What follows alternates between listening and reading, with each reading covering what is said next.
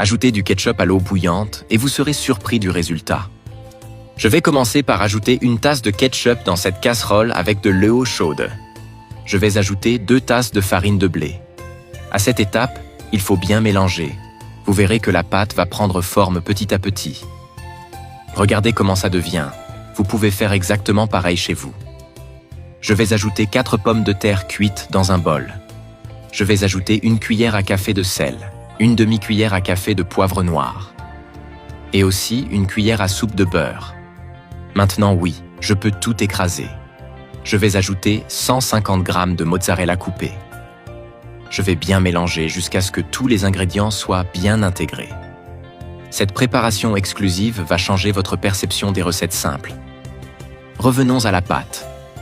Je vais la couper en 2, puis faire encore quelques découpes pour obtenir de petits morceaux. Chaque ingrédient a été choisi pour sa saveur et sa valeur nutritionnelle. Les morceaux vont ressembler à ça. Je parie que vous trouvez ça très facile à faire. Je suis sûr que vous allez impressionner tout le monde chez vous. Chaque bouchée est une expérience merveilleuse.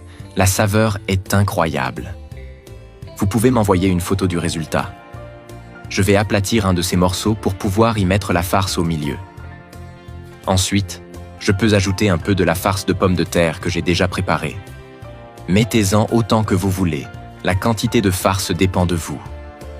Ensuite, il suffit de refermer et c'est prêt à frire, comme ceci.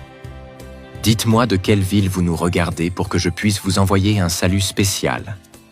Le salut d'aujourd'hui va à Julie Morel de Lyon. Je suis heureux que vous aimiez nos recettes. J'utilise de l'essuie-lait pour frire. Vous pouvez la retourner. Quand vous voyez qu'il commence à dorer, c'est prêt.